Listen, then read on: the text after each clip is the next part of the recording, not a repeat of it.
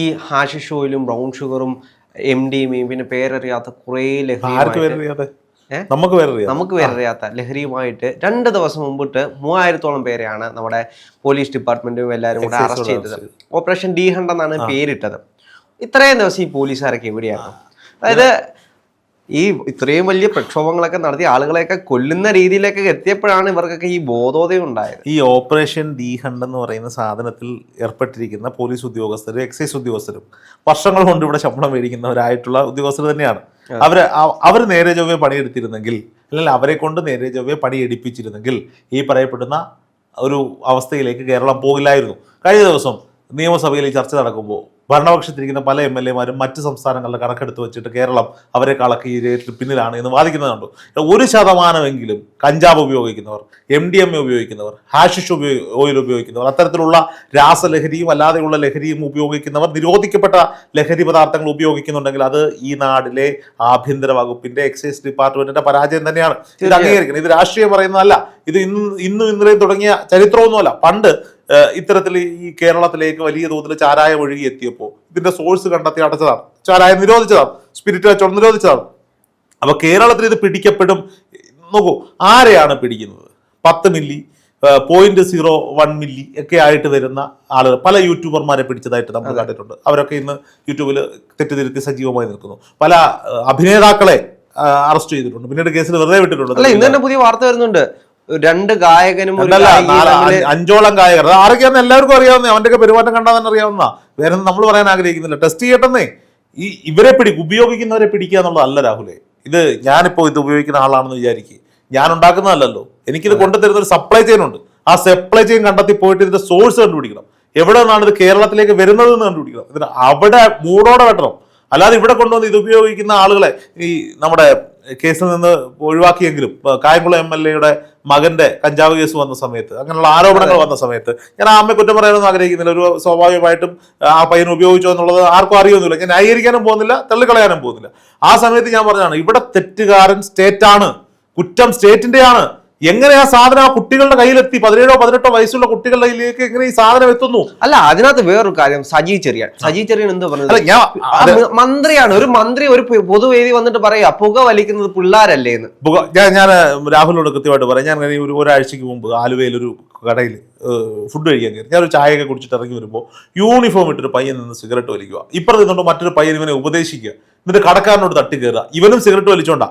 അപ്പൊ കടക്കാരൻ ചോദിക്കുന്ന ഒരു ചോദ്യമുണ്ട്, ഞങ്ങൾ എങ്ങനെ എന്ത് ചെയ്യാൻ പറ്റും സാറേ? വൈകുന്നേരം ഇവന്മാരെ കൂട്ടം കൂടി വന്ന് ഞങ്ങളെ തെരുവിളിക്ക് അടിക്കുകയും ചെയ്യും. അതുകൊണ്ട് ഇവിടെ വിൽക്കാൻ വെച്ചേക്കുന്ന സാധനം കൊടുക്കുക എന്നല്ലാണ്ട് എന്താ ചെയ്യാൻ പറ്റുക? അത്രയും പരസ്യമായിട്ട്. അത് സിഗരറ്റാണ് ഞാൻ പറയുന്നത്. നോക്കൂ രാഹുലെ, നമ്മളൊക്കെ പഠിക്കുന്ന സമയത്ത്, നമ്മളെയൊക്കെ ക്യാമ്പസിന്റെ സമയത്ത് ഒരു സിഗരറ്റ് കത്തിക്കുന്നവരാണെങ്കിൽ ഇപ്പോഴും ഒരു അറിയാവുന്ന ഒരു പൊതുവേദി ചെന്നിരുന്നത് കത്തിക്കാൻ, ഒരു മറവില്ലാതെ കത്തിക്കാൻ പലർക്കും മടിയാ.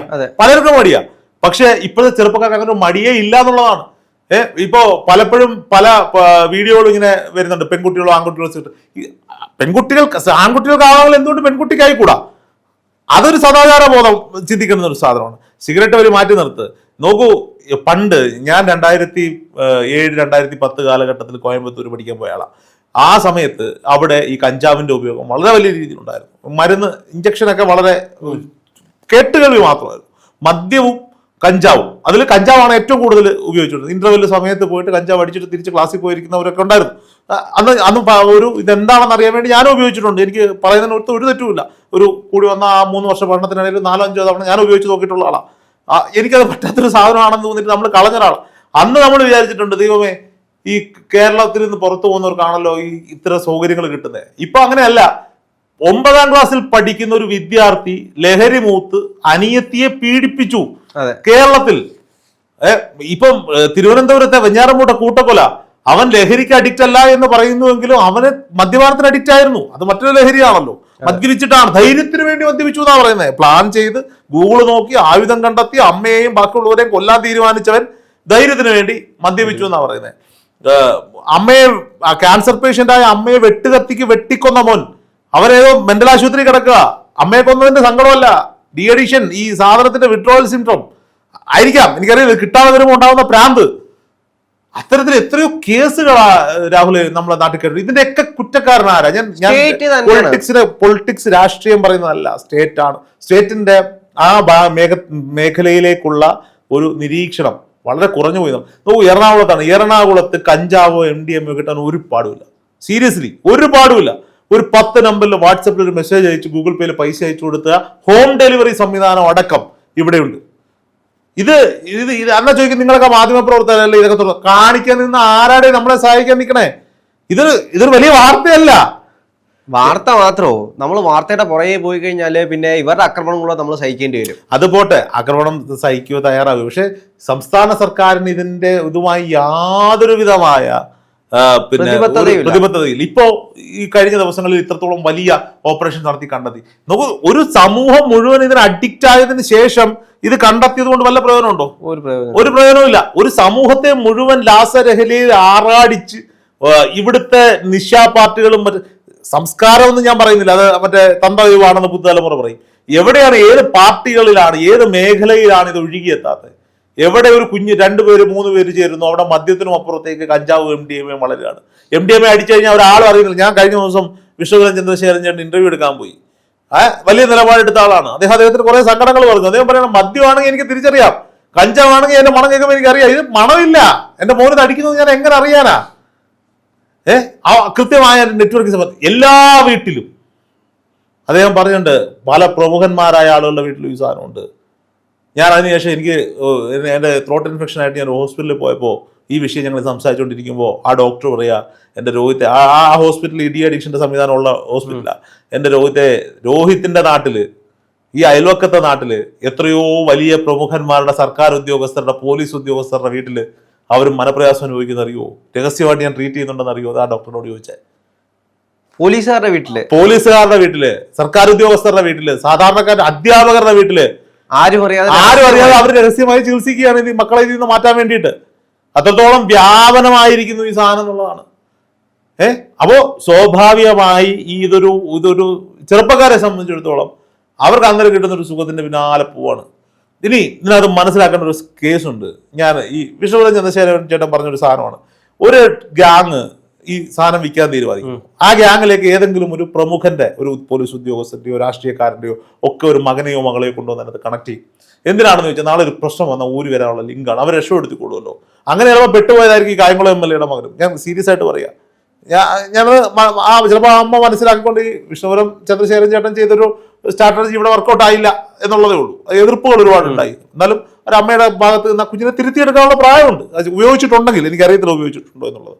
അത് ഞാൻ ഒരാളുടെ കാര്യമല്ല പറഞ്ഞത്. 14 വയസ്സ് മുതൽ 12 വയസ്സ് മുതൽ പണ്ടൊക്കെ നമ്മൾ കഥകൾ കേട്ടിട്ടുണ്ട്. എനിക്ക് മുമ്പുള്ള എനിക്ക് തൊട്ട് സീനിയേഴ്സായിട്ട് നിൽക്കുന്ന ആളുകളൊക്കെ പറയുന്ന കഥ, ഒരു പോട്ടർ വാങ്ങി ഒരു മൂലയെ കൊണ്ടിരുന്ന് അടപ്പിലൊഴിച്ച് കുടിച്ച കഥയൊക്കെ. ഞാനൊക്കെ ഈ മദ്യത്തിന്റെ ടേസ്റ്റ് എന്താണെന്ന് അറിയുന്ന ഡിഗ്രിക്ക് പഠിക്കുമ്പോഴാണ്. അതും പുളിവുളുണ്ട് അകസ്മാക്കിൽ നിന്ന് മേടിച്ചുകൊണ്ട് വന്ന MCയുടെ ഒരു ക്വാർട്ടർ കുപ്പിയുടെ ഒരു അടപ്പ് എടുത്ത് കഴിച്ചിട്ട് ബോധം കെട്ട് കിടന്നിട്ടുണ്ട് അന്നത്തെ കാലത്ത്. അപ്പോൾ ഇപ്പോഴത്തെ തലമുറയ്ക്കോ എല്ലാം സുലഭമല്ലേ. പിന്നെ ഈ സിനിമാ മേഖലയെ കുറ്റം പറയുന്നു. ഈ ആഷിഖ് കപൂറിനെ പോലുള്ളവരൊക്കെ വന്നിരുന്നത് ഭയങ്കരമായി വിമർശിക്കുന്നുണ്ട്. ആഷിഖ് കപൂറിന്റെ സിനിമകളിൽ വരുന്ന ഡയലോഗുകൾ, ഇടുക്കി ഗോൾഡിനെ വലിയ കഞ്ചാവിനെ മഹത്വവൽക്കരിച്ച സിനിമകൾ, പെണ്ണിനെ കൂട്ടിക്കൊടുക്കുന്നതും മദ്യം കൂട്ടിക്കൊടുക്കുന്നതും ലഹരി കൂട്ടിക്കൊടുക്കുന്നതും അച്ഛനാണ് എന്ന് പറയുന്ന ഡയലോഗുകൾ, അതൊക്കെ എഴുതി ഉണ്ടാക്കി പടച്ചുവിട്ട സംവിധായകർ വന്നിരുന്ന് കുറ്റം പറയുക. ഇപ്പൊ മാർക്കോ സിനിമ, അത് വയലൻസ് ആണ് എന്ന് കണ്ടാൽ നിങ്ങൾ തിയേറ്ററിൽ സർട്ടിഫിക്കറ്റ് ഇട്ട് പൈസ ഉണ്ടാക്കി. ഇനി ദയവേത് നിങ്ങൾ ഇത് OTT-യിലും സോഷ്യൽ മീഡിയയിലും റിലീസ് ചെയ്യാതിരിക്കുക. ഇതൊക്കെ ആളുകൾ അനുകരിക്കുന്നുണ്ടെങ്കിൽ ദയവേത് ഞാൻ ചോദിക്കട്ടെ, ഒരു മദ്യപാന രംഗമോ ഒക്കെ ഒരു സിനിമയിൽ ഉണ്ടാവുക എന്ന് പറയുന്നത് എത്രയോ കാലഘട്ടം കൊണ്ട് കണ്ടിരിക്കുക. അതിന്റെ രീതിയിൽ എടുക്കാം. ഒരു പെഗ്ഗടിക്കുന്ന പോലല്ല ഇത്. മനസ്സിലാക്കുന്ന ഒരു സാധനമാണ്. ഒരു പെഗ്ഗടിക്കുന്ന പോലെ ഒരു സാധനമല്ല ഈ പറയപ്പെടുന്ന കഞ്ചാവ് MDMA ഈ സാധനങ്ങളും ഒക്കെ. ഒരു സമയത്ത് ഞാൻ ഈ വിഷ്ണുപുരം ചന്ദ്രശേഖരൻ ചേട്ടൻ്റെ വീട്ടിൽ ഇന്റർവ്യൂ എടുക്കുന്നതിന് മുമ്പ് ഞാൻ പറഞ്ഞു, ഞാനിത് ഉപയോഗിച്ച് നോക്കിയിട്ടുണ്ട്. പണ്ട് കോളേജ് ക്യാമ്പസിൽ പഠിക്കുന്ന സമയത്ത് പറയുന്നതിന് ഒരു പടിയില്ല, അത് അഡിക്റ്റഡ് ആയിട്ടൊന്നുമില്ല. അന്ന് എൻ്റെ കൂടെ ഈ പഠിച്ചിരുന്ന പല ആളുകളും ഇന്നും ഉപയോഗിക്കുന്നുണ്ടാവാം, ഉപേക്ഷിച്ചിട്ടുണ്ടാവാം. ഇത് ഇപ്പോഴത്തെ തലമുറയ്ക്ക് ഈ രാസലഹരിയിൽ പറ്റുന്ന എന്താ, ഈ സാധനം കണ്ടിന്യൂ അടിക്കുക. ഞങ്ങളതൊന്നും തൊട്ടിട്ടില്ല ജീവിതത്തിൽ, ഇന്നേ വരെ അതിന്റെ ടേസ്റ്റ് എന്താണെന്ന് അറിയില്ല, അത് ഉപയോഗിച്ച് നോക്കിയിട്ടില്ല എന്നുള്ളതാണ്. അതിനോട് താല്പര്യമില്ല. അല്ല, ഇന്ന് പുതിയ സാധനങ്ങളാണ്.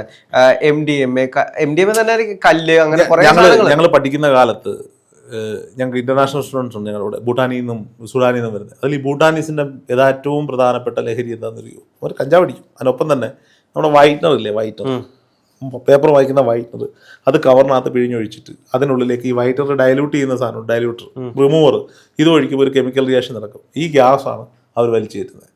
ഇത് കർച്ചീഫിനകത്താക്കി പൊതിഞ്ഞ് കയ്യെ പിടിച്ച് ക്ലാസ്സിലൊക്കെ പോകുന്ന സമയത്ത് എടുത്ത് വെച്ച് മണപ്പിച്ച അതിനൊരു കിക്ക് കിട്ടുമെന്നാണ് ഇവർ പറഞ്ഞത്. അത് അനുകരിക്കുന്ന മലയാളികളുണ്ടായിരുന്നു, തമിഴന്മാരുണ്ടായിരുന്നു. അപ്പോൾ മലയാളിയെ സംബന്ധിച്ചിടത്തോളം ഓരോന്ന് കാണുമ്പോൾ അനുകരിക്കാൻ തോന്നും. എടാ ദയവ് ചെയ്ത് ഇവിടുത്തെ പേരൻസിനുണ്ട്, നിങ്ങളുടെയൊക്കെ മക്കളുടെ റൂമിൽ ഒന്ന് കുറേ അധികം ATM കാർഡുകളോ മടക്കിയ നോട്ടുകളോ ഒക്കെ ഉണ്ടെങ്കിൽ ദയവ് ചെയ്ത് നിങ്ങൾ നിരീക്ഷിക്കുക അല്ലാതെ മറ്റൊന്നും ചെയ്യാൻ പറ്റില്ല. ഒരു അമ്മയുടെ വെളിപ്പെടുത്തലൊരു ചാനലിൽ കണ്ടു, കാമാസക്തിയോടെ നോക്കുന്ന മകൻ. തിരിച്ചൊന്നും പറയാൻ പറ്റത്തില്ല. എന്ത് പറയാനാ? ഒന്നും പറയാനില്ല. ഇതൊരു വല്ലാത്ത ലോകത്തേക്കാണ് പോയിക്കൊണ്ടിരിക്കുന്നത്. ഇത് കുട്ടികളെല്ലാം കൈവിട്ടു പോവുകയാണ്. ഇത് സ്റ്റേറ്റ് കൃത്യമായി എങ്ങനെയാണോ ഇവിടെ ചാരായം നിരോധിച്ചത് അത്തരത്തിൽ ഇവിടെ സകല. കഴിഞ്ഞ ദിവസം നിയമസഭയിൽ നമ്മുടെ പ്രതിപക്ഷ നേതാവ് കൃത്യമായിട്ട് പറയുന്നുണ്ട്, 2 IG നിയമിച്ചാൽ മതി, 2 സോണിലായിട്ട് ഇട്ടാൽ മതി. അത് കൃത്യമായിട്ട് അവർക്ക് മുഴുവൻ പവറും കൊടുത്തു കഴിഞ്ഞാൽ കൃത്യമായിട്ട് 2 മാസം കൊണ്ട് ഇതിവിടെ പിന്നെ വരുത്തില്ല. ഈ മദ്യം എന്ന് പറയുന്ന സാധനം മുക്കിന് ഇവർ തുറന്നു വെച്ചിട്ടുണ്ടോ? മദ്യം അടിക്കുന്ന ഒരു വൈബ് അല്ല ഇത് അടിക്കുമ്പോൾ ഉണ്ടാവുന്നത്. അത് മനസ്സിലാക്കുന്ന ഒരു സാധനമാണ്. ഇപ്പോൾ 4 പേര് ചേർന്നൊരു മദ്യം അടിക്കുന്നു, അവർ 4 പേർക്ക് ഒരേ മൂടാ. ഒരു എൻജോയ്മെന്റ് മൂടെങ്കിൽ എൻജോയ്മെന്റോട് സങ്കടം മൂടെ. പക്ഷെ ഇതൊക്കെ അടിക്കുന്നവന്റെ മൂഡ് എന്തോന്ന് ആർക്കറിയാം, കൂടിയിരിക്കുന്നവന്റെ തലേ. അതായത് വൈരാഗ്യം, പഴയ വൈരാഗ്യങ്ങൾ വരെ വന്നു കഴിഞ്ഞാൽ പിന്നെ അത് പോവത്തില്ല. ഇത് അടിക്കുന്ന സമയത്ത് വൈരാഗ്യം വന്നോ, അതാ മനസ്സിൽ കിടക്കും. അത് തീർക്കാതെ അത് അടങ്ങത്തില്ല. അതാണ് ഇതിന്റെ ഏറ്റവും വലിയൊരു പവർ. എന്തായാലും പിന്നെ ഇമോഷണൽ ഇല്ല ആർക്കും. ഈ വരുന്ന പുതിയ തലമുറയ്ക്കൊന്നും ഒരു ഇമോഷണൽ ആരോടും കടപ്പാടില്ല. അമ്മയില്ല, അച്ഛനില്ല, സഹോദരിയില്ല. സ്വന്തം സഹോദരി 9ാം ക്ലാസ് വരെ പീഡിപ്പിക്കുക എന്ന് പറഞ്ഞാൽ ആലോചിച്ച് നോക്കി. ആ ഒരു അവസ്ഥയിലേക്കാണ് നമ്മുടെ നാട് പോയിക്കൊണ്ടിരിക്കുന്നത്. എന്തായാലും എല്ലാം നന്നായി വരട്ടെ. നമുക്ക് നന്നായി വരും. പിണറായി വിജയൻ തിരുത്തും, അല്ലെങ്കിൽ പിണറായി വിജയൻ നല്ല രീതിയിൽ നടത്തും എന്ന് നമുക്ക് വിശ്വസിക്കാം.